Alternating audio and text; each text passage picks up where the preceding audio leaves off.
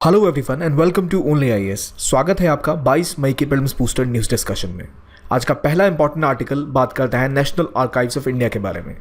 तो national Archives of India का जो अभी वर्तमान में ऑफिस था वो दिल्ली में सेंट्रल विस्टा प्रोजेक्ट जहां बन रहा है उसी के आसपास था। तो यहाँ प्रॉब्लम ये होने वाली है कि अब सेंट्रल विस्टा प्रोजेक्ट के अंतर्गत जो इंडिया की पार्लियामेंट का स्ट्रक्चर है, नॉर्थ ब्लॉक, साउथ ब्लॉक, वो पूरा जो इलाका है उसको रेनोवेट किया जा रहा है। उसमें कई बिल्डिंगें तोड़ी जा रही हैं, रिकन्स्ट्रक्ट किया जा रहा है और उन्हें शिफ्ट किया जा रहा है ऑफिस को।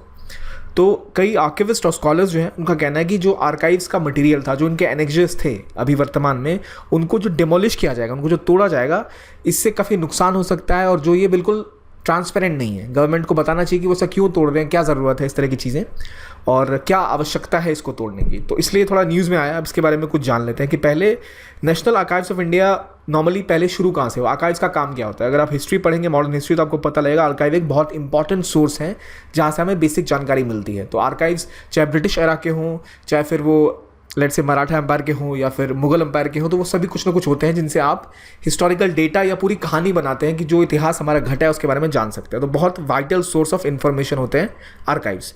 इसको ध्यान रखने के लिए इसके लिए एक अटैच्ड ऑफिस है। तो सवाल ये कि किसके अंदर आता है नेशनल आर्काइव्स इंडिया का, तो वो आता है डिपार्टमेंट ऑफ कल्चर, जो काम करती है मिनिस्ट्री ऑफ कल्चर के अंतर्गत। पहले ये कोलकाता में हुआ करता था जहाँ इंडिया का पहले कैपिटल था ब्रिटिश इंडिया का। फिर जब वो दिल्ली में शिफ्ट हुआ 1911 में, तो साथ साथ ये भी 1926 में जिस बिल्डिंग में आज तक है वहाँ पे शिफ्ट हुए थे, राइट। तो सवाल ये कि नेशनल आर्काइव्स ऑफ इंडिया का काम क्या है। तो वही जो भी करंट, जो नॉन करंट रिकॉर्ड्स हैं, वो सारे रिकॉर्ड को स्टोर करना, उनका रख रखाव करना। उनका हेडक्वार्टर्स कहाँ था? दिल्ली में। और उनके कुछ रीजनल ऑफिस भी हैं, जैसे भोपाल, जबलपुर, भुवनेश्वर, जयपुर और पौंडीचेरी में। तो अभी तक इस एरिया में जितने आर्काइवल स्टोरेज हाउसेस हैं उनमें सबसे बड़ा आर्काइवल मटेरियल इंडिया में है, इन साउथ एशिया। ऑब्वियसली सबसे ज़्यादा हिस्ट्री भी इंडिया की है इस रीजन में, तो काफ़ी इंपॉर्टेंट है। और कई सारा इंडिया का रिकॉर्ड जो है वो ब्रिटिश आर्काइव्स में मिलता है या पोर्टुगीज़ आर्काइव्स में मिलता है, क्योंकि वो अपने साथ ले गए थे जब इंडिया से वो गए थे। तो इसलिए इसका बहुत महत्व होता है कि इसलिए अभी तक वापस नहीं किया जाता आर्काइवल मटेरियल को ईजिली, क्योंकि बहुत सारा डेटा, बहुत सी जानकारी होती है और कई चीज़ों के बारे में पता लगता है हिस्टोरिकल।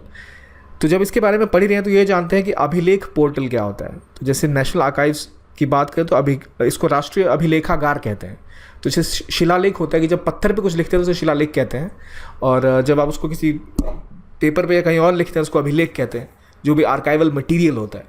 तो एक अभिलेख पटल बन रहा है जो कि एक ऑनलाइन पोर्टल होगा, जिसके थ्रू जो भी नेशनल आर्काइव्स ऑफ इंडिया का मटीरियल है वो डिजिटाइज किया जाएगा। तो इसका इस्तेमाल किया जा सकेगा फिर यूजेज के लिए या फिर रेफरेंसिंग के लिए। तो ये बात हो गई अभिलेख पटल की, जो आपको पता रहना चाहिए कि अभिलेख पटल क्या है और किसके अंतर्गत आता है। अगली इंपॉर्टेंट न्यूज़ है वाइट फंगस के बारे में। पटना, बिहार में 4 नए वाइट फंगस के केसेस आए हैं, जिन्हें कैंडिडियासिस भी कहा जाता है। ऑलरेडी हम ब्लैक फंगस से ही परेशान थे, एक नया फंगस आ गया है वाइट फंगस। तो पहले जो ब्लैक फंगस था उसके बारे में बेसिक सी मैं आपको इन्फॉर्मेशन दूंगा जो आपने ऑलरेडी कवर करी होगी। ब्लैक फंगस में होता क्या कि नाक से ब्लैक मकस निकलने लगता है या फिर आपकी आंखों के नीचे दर्द होने लगता है। और आपने देखा होगा काफ़ी सारी न्यूज़ रिपोर्ट्स में ऑलरेडी कि वो बिल्कुल एक फंगस सेटअप पूरे चेहरे के ऊपर तक हो जाता है। तो ये था ब्लैक फंगस। अब एक नई समस्या वाइट फंगस की आ रही है। अब ब्लैक फंगस के केस में ऐसा था कि बाहर ब्लैक मोल्स होते हैं हमारी आसपास एनवायरनमेंट में, और जो कोई इन्फेक्टेड हो जाते हैं उनकी इम्यूनिटी इतनी घट जाती है, क्योंकि हमने स्टीरॉइड लिए होते हैं इम्यूनिटी घटाने के लिए, तो हमें ब्लैक फंगस हो जाया करते थे। लेकिन अभी कुछ फंगस, ये केसेस वाइट क्या है। अब ये वाइट फंगस क्या है, तो वाइट फंगस की समस्या ये है कि ये एक तरह का फंगस, जिसे कैंडिडा भी कहते हैं, ठीक है। तो बस नाम आप याद रखिए, कैंडिडा क्या है। कैंडिडा वो एक तरह का फंगस है जो कि बॉडी के इंटरनल एरियाज़ में रहता है, यानी आपके जबड़े के इलाके में या फिर आपके माउथ के अंदर या गले के अंदर या फिर गट में या फिर वजाइना में, ऐसे पोर्शन में ये पाया जाता है। और यहाँ कोई प्रॉब्लम ऐसा नॉर्मली करता नहीं, क्योंकि स्किन के अंदर होता है। लेकिन जब हमारी इम्यूनिटी घट जाती है बहुत ज़्यादा, और जो लोग अभी कोरोना से संक्रमित हैं वो स्टीरॉइड लेते हैं जो हमारी इम्यूनिटी और घटा देता है, या फिर कोई अगर एड्स से पीड़ित है तो उनकी इम्यूनिटी घट जाती है। तो वो क्या होता है कि ये जब हमारे इंटरनल पार्ट्स में जो कहीं कहीं थोड़ी मात्रा में होते हैं वाइट फंगस, ये काफ़ी ज़्यादा एक्सपेंड करने लगते हैं और ये पहुँच जाते हैं हमारे इंटरनल ऑर्गन्स तक। और हमारी इम्यूनिटी कम रहती है तो हमारे ब्लड स्ट्रीम के थ्रू हमारे इंटरनल ऑर्गन्स तक पहुँच जाते हैं, जिसमें हार्ट, किडनी, ब्रेन वगैरह तक हो गए, और फिर वहाँ बहुत तेज़ी से इन्फेक्शन फैलाते हैं ये, जिससे हमें हो जाती है कैंडिडा एल्बिकेंस, मतलब वाइट फंगस वाला इन्फेक्शन। तो ये इन्फेक्शन क्यों हो रहा है भाई? लो इम्यूनिटी है इसीलिए, और ज़्यादा रिस्क पे इस पे रहते हैं बच्चे और औरतें। तो ब्लैक फंगस की तरह ये भी जिनका इम्यून सिस्टम खराब है उन्हीं को प्राइमरली होता है, जैसे कि डायबिटीज़ अगर है, किसी का कोई ट्रांसप्लांटेशन हुआ है, एड्स हुआ है, तो ऐसी टाइम में जब बॉडी की इम्यूनिटी कम होती है तब ज़्यादा ये हो जाता है। इसलिए बहुत ही खतरनाक हो सकता है ये, अभी कम लेवल पे आया है ये, और इसकी जो सिम्टम्स है वो ऑलमोस्ट कोविड की तरह ही हैं। और चेस्ट इन्फेक्शन पहुंचाता है क्योंकि वाइट फंगस फिर धीरे धीरे लंग्स तक पहुंच जाता है और लंग्स को बुरी तरह इन्फेक्ट कर देता है। इसीलिए किसी को कोविड की रिपोर्ट नेगेटिव आती है लेकिन उसके अंदर वाइट फंगस पाया जा सकता है।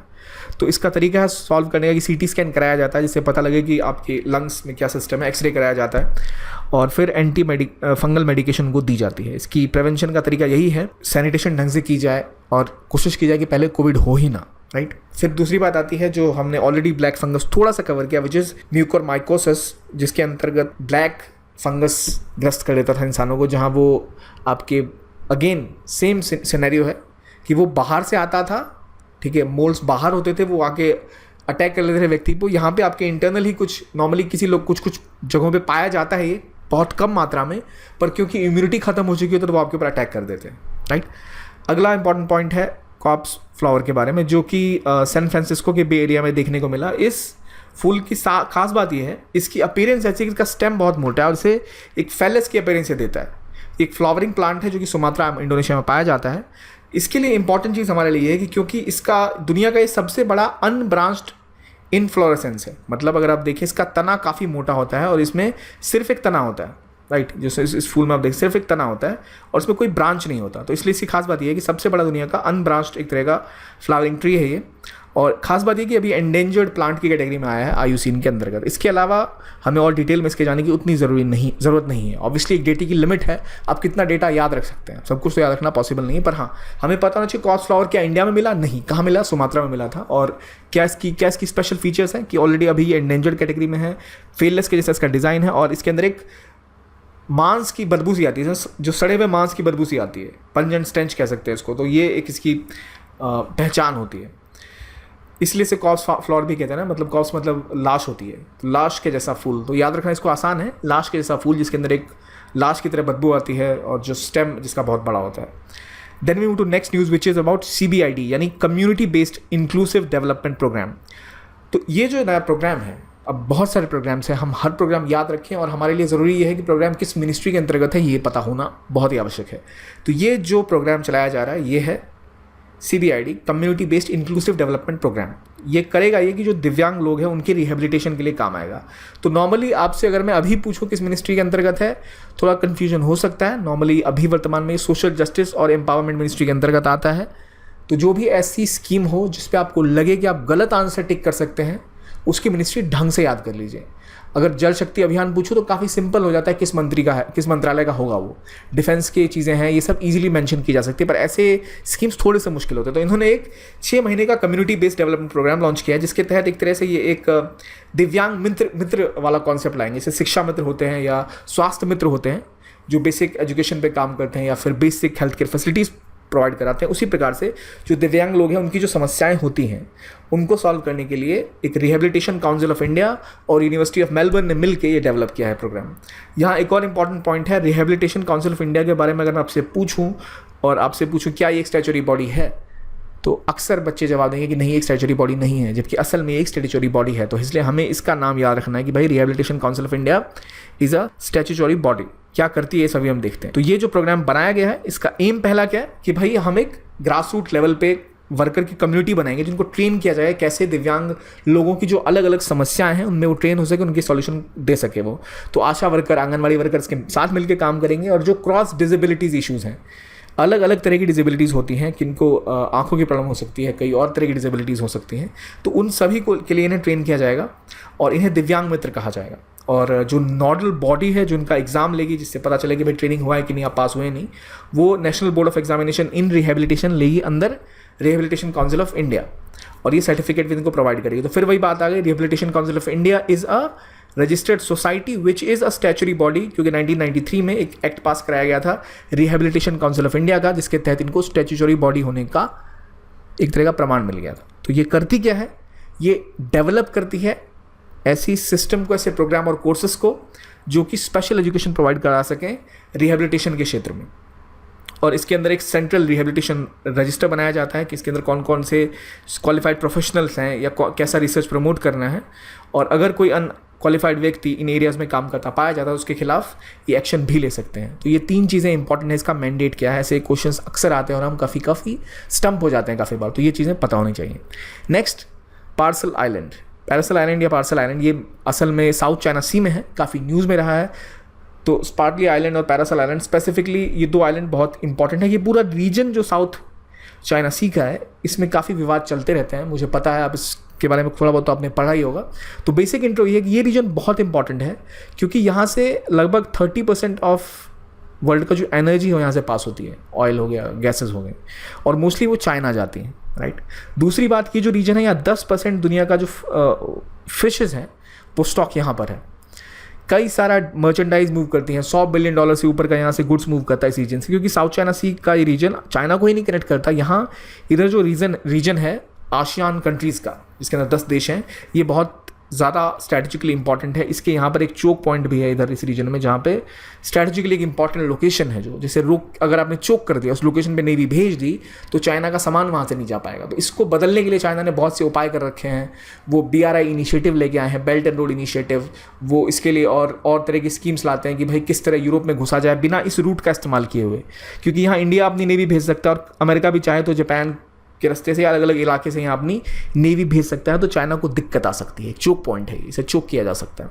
तो इसलिए वो पहली कोशिश ये करता है कि ज़्यादा से ज़्यादा आइलैंड कब्जा कर सके। तो पैरासल आइलैंड यहाँ पर है और यहाँ स्पार्टली आइलैंड है। तो नॉर्मली आपको पता होगा कि ये जो आइलैंड के समूह हैं, यह जो आर्चिपेलागो है, इसमें लगभग 130 कोरल आइलैंड्स हैं, और ये जो पैरासल आइलैंड्स हैं ऊपर वाले, इन्हें शीशा आइलैंड भी कहते हैं। साउथ चाइना सी की डिस्ट्रीब्यूटेड टेरिटरी है। खास बात ये है कि ये लगभग 15,000 स्क्वायर किलोमीटर तक फैले हुए हैं। तो यहाँ पे जो भी इन पे कब्जा कर लेगा इन आइलैंड्स पे, उसका जो स्पेशल इकोनॉमिक जोन है EEZ, एक्सक्लूसिव इकोनॉमिक जोन, वो फैल जाएगा, आगे तक बढ़ जाएगा। क्योंकि अभी कितने माइल्स तक स्पेशल इकोनॉमिक जोन होते हैं मुझे बताइए आप? 200 नॉटिकल माइल्स तक स्पेशल इकोनॉमिक जोन होते हैं। मतलब अगर ये किसी की ज़मीन है, मैं फिर से एक्सप्लेन करता हूँ, अगर ये किसी की ज़मीन है तो यहाँ से 200 नॉटिकल माइल तक इस देश का वो आधिपत्य में आएगा।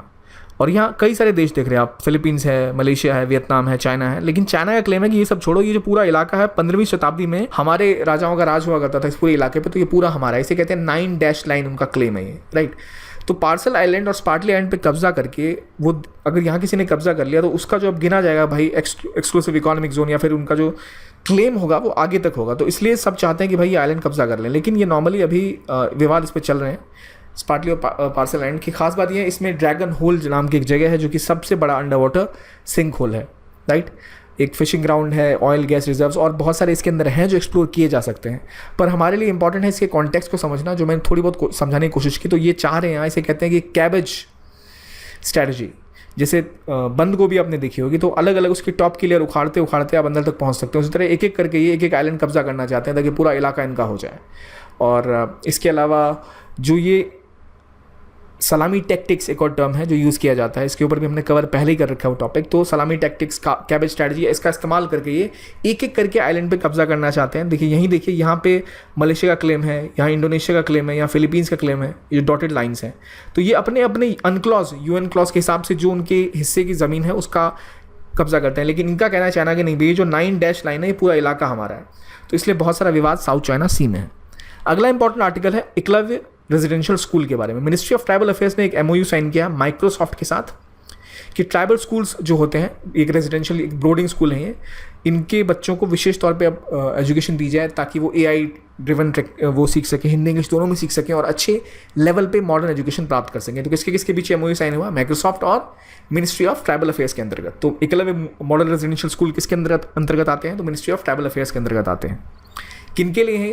ST कम्युनिटी के बच्चों के लिए हैं। और ये कोशिश करते हैं जो शेड्यूल ट्राइब के बच्चे हैं उनको ढंग से रिमोट एरियाज़ में जो रहते हैं, जिनको अच्छी सुविधाएं नहीं मिल पाती, तो उनको नवोदय स्कूल जो होते हैं कुछ उस प्रकार से, नवोदय और कस्तूरबा विद्यालय एक तरह से मिक्स मॉडल है ये एकलव्य मॉडल रेजिडेंशियल स्कूल, ताकि उनको एकेडमिक एजुकेशन क्वालिटी तरीके से मिलाई जा सके। खास बात यह है कि इसके अंदर जो ग्रांट होती है वो पूरी गवर्नमेंट ऑफ इंडिया पे करती है, सेंट्रल गवर्नमेंट, और जो स्टेट गवर्नमेंट के एक्सपेंसेस हैं वो भी प्रोवाइड करती है।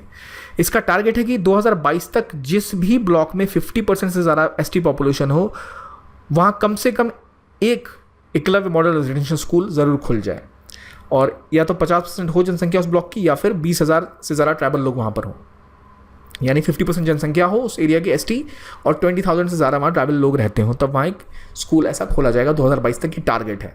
तो इसको वही बात है, नवोदय विद्यालय के तर्ज पे खड़ा करना, लोकल आर्ट, कल्चर, एजुकेशन सबको साथ लेके चलना। तो ये जो अभी Eklavya model day boarding school का एक और कॉन्सेप्ट आया है, डे बोर्डिंग स्कूल।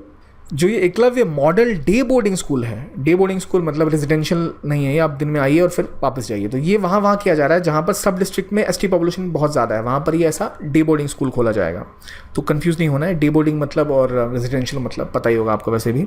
तो ये बात है। तो अभी जो MOU साइन हुआ है माइक्रोसॉफ्ट के साथ, वो ये करेगा कि माइक्रोसॉफ्ट AI का करिकुलम भी ऐड करेगा। ट्राइबल स्टूडेंट्स को इंग्लिश हिंदी दोनों में स्कूल्स में एजुकेशन दी जाएगी। टीचर्स को फेस्ड मैनर में ट्रेन किया जाएगा कि ऑफिस 365 की टेक्नोलॉजी कैसे यूज़ करते हैं, AI एप्लीकेशंस का इस्तेमाल कैसे किया जा सकता है, और ज़्यादा सुदृढ़ तरीके से उनको शिक्षा देने के लिए। अगला इंपॉर्टेंट पॉइंट है बिग 5 प्रोजेक्ट। बिग 5 प्रोजेक्ट असल में उन 5 बड़े एनिमल्स के ऊपर लॉन्च किया गया कि भाई शिकार बहुत ज़्यादा हो रहे हैं, कई जानवरों को मारा जाता है। तो बिग 5 प्रोजेक्ट कोशिश करता है कि जो 5 बड़े एनिमल्स हैं, जो 5 कीस्टोन स्पीसीज़ हैं, कीस्टोन स्पीसीज़ वो होती हैं जो पूरे बाकी स्पीसीज़ के लेगेसी पे, उनके एग्जिस्टेंस पे सवाल उठाती है। अगर वो स्पीसीज चली गई तो एक बहुत बड़ी दुष्प्रभाव होता है बाकी जो उस फूड चेन में डिपेंडेंट है उस जानवर के ऊपर, बाकी के जानवर उनके केस में। तो कीस्टोन स्पीसीज, फ्लैगशिप स्पीसीज, ये सब आपने एनवायरमेंट में ज़रूर पढ़ा होगा। तो वो 5 कीस्टोन स्पीसीज जिसमें lion, tiger, polar bear, elephant और गोरिल्लाज आते हैं, ये इसके लिए किया गया। और ये जो जिन्होंने लॉन्च किया उनका नाम है ग्रैम ग्रीन, और ये इंटरनेशनल इनिशिएटिव है कि भाई आप उन पर गोलियाँ ना चलाओ बल्कि उनके फ्रेम अपने घर में लगाओ। तो ये इसी वाइल्ड लाइफ क्राइसिस को दिखाने के लिए बनाया गया है कि कैसे हैबिटाइट लॉस हो रहा है, कैसे कॉन्फ्लिक्ट बढ़ रहे हैं और कैसे उनकी जान जा रही है। इसके बाद अब देखते हैं कि आपको कितना अभी तक याद है जो हमने पढ़ा अभी तक। National Archives of India is a custodian of non current records of enduring value of Government of India. True या false? White fungus is called by group of moulds called micromycetes. Corpse flower is a native to rain forest of Sumatra in Indonesia. Paracel Island is in the Indian Ocean that spans across the equator. New big 5 project created by UNEP। बताइए कितने इसमें से सही है, कितने गलत हैं। I hope आपने सारे सही किए हों।